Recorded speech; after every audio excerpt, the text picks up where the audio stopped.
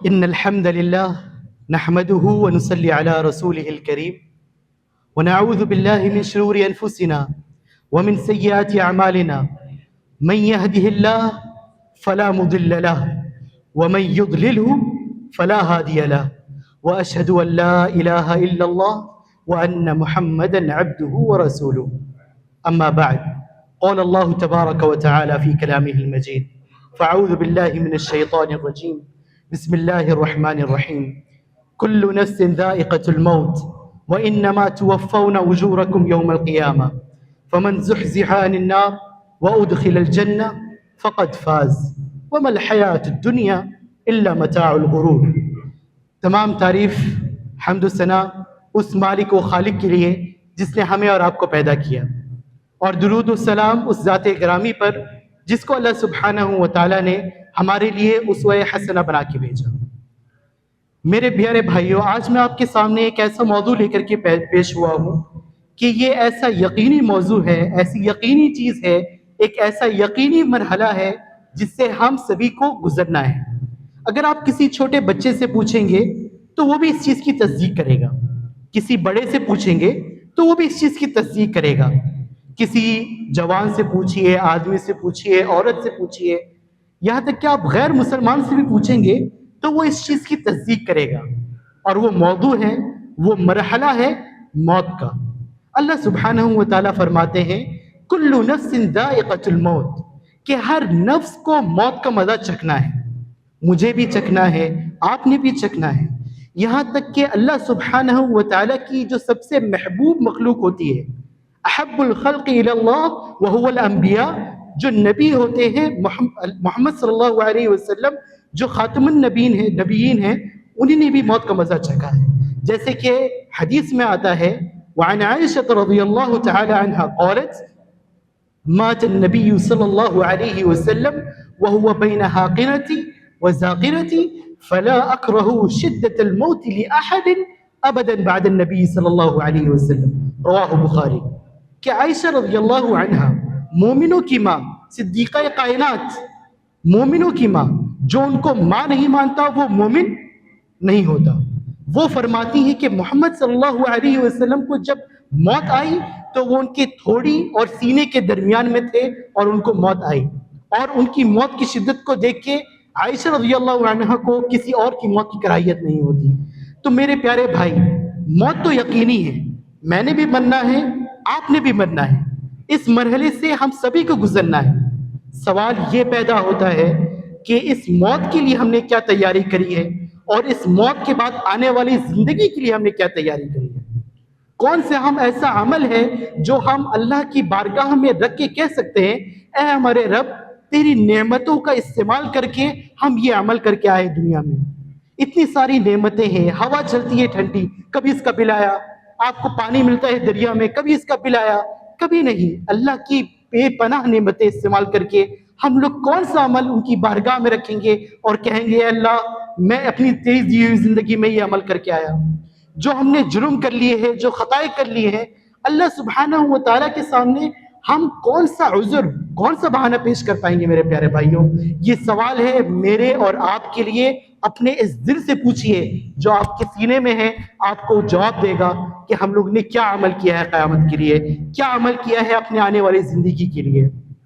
میرے پیارے بھائیوں، ایک بہت اہم نکتہ میں یہاں پہ آپ کو بتانا چاہتا ہوں کہ رمضان کا مہینہ ہے، آپ اس میں چھوٹے عمل کر کے بہت ساری نیکیاں کما سکتے ہیں. تو اس مہینے میں آپ یہ عہد کریے، آج کریے، ابھی کریے کہ آپ آنے والی زندگی کے لیے تیاری کریں گے.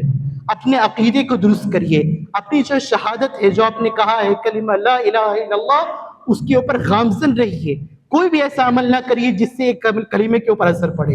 آپ کے اوپر اللہ تعالیٰ نے نمازیں واجب کری ہے، روزے واجب کرے ہیں، اس کو بہت اچھی سے مضبوطی سے آپ پکڑ لیں، مضبوطی سے اس کے اوپر عمل کریں.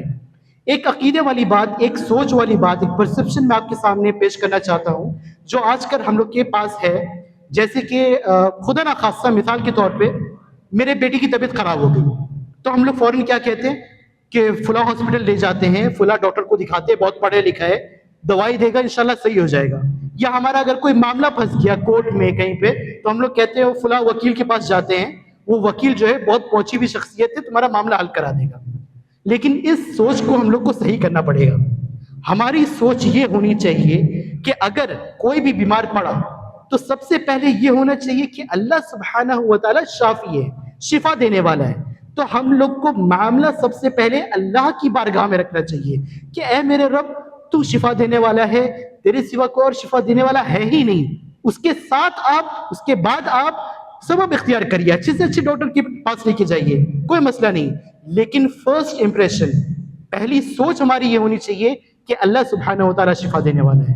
اسی طریقے سے کوئی معاملے میں پھنس گئے تو سب سے پہلے ہم لوگ کو اللہ کے سامنے وہ معاملہ رکھنا چاہیے. اے ہمارے رب, تو معاملات کو حل کرنے والا ہے, کوئی اور نہیں ہے جو حل کر سکتا ہے اس معاملے کو.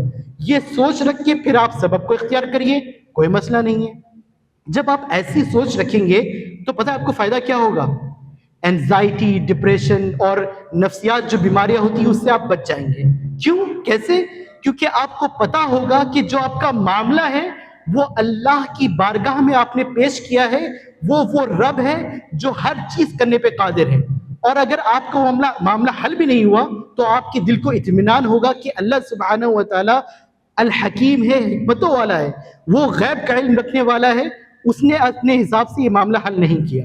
تو آپ کو اطمینان رہے گا, آپ نفسیاتی بیماریوں سے بچیں گے. میرے پیارے بھائیوں, اس آیت کی طرف واپس آتے ہیں.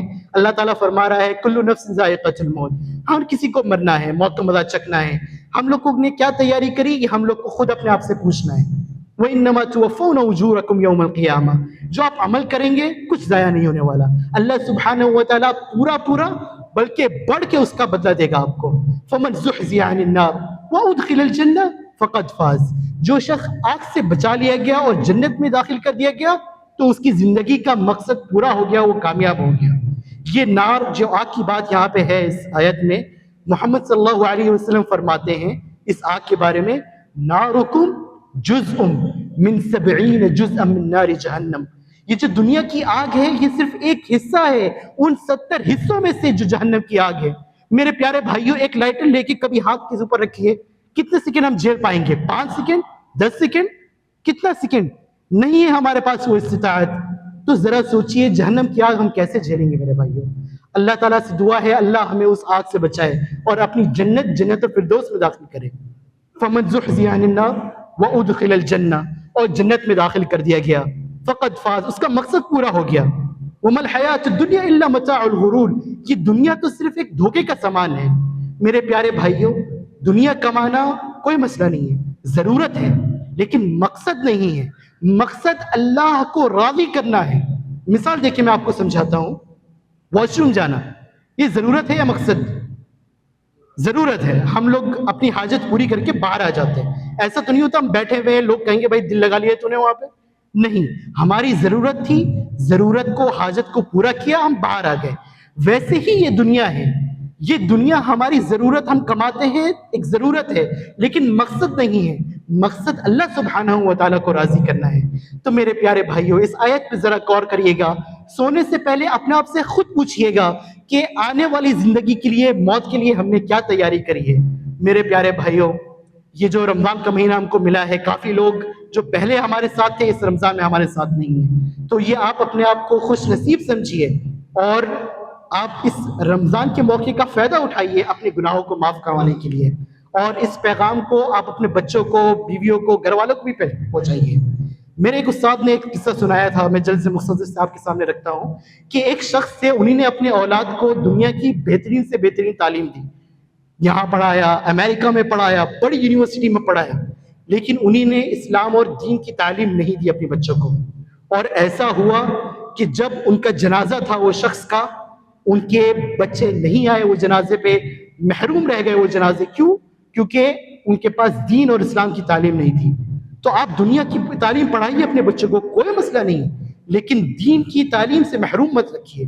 قیامت کا دن ہوگا, ایسا نہ ہو وہ آپ کا گریبان پکڑے اور کہے کہ اس نے دنیا کی تعلیم تو دی تھی لیکن آخرت کی, دین کی تعلیم دینے سے مجھے محروم کر دیا اس نے. تو میرے پیارے بھائیوں, اللہ سے دعا ہے اللہ ہمارے گناہوں کو معاف فرمائے, اللہ زندہ رکھے, اسلام اور ایمان پہ رکھے, موت دے اس حال میں دے کہ ہم اپنے رب سے راضی ہو, وہ ہم سے راضی ہو. وآخر دعوایا ان الحمد للہ رب العالمین.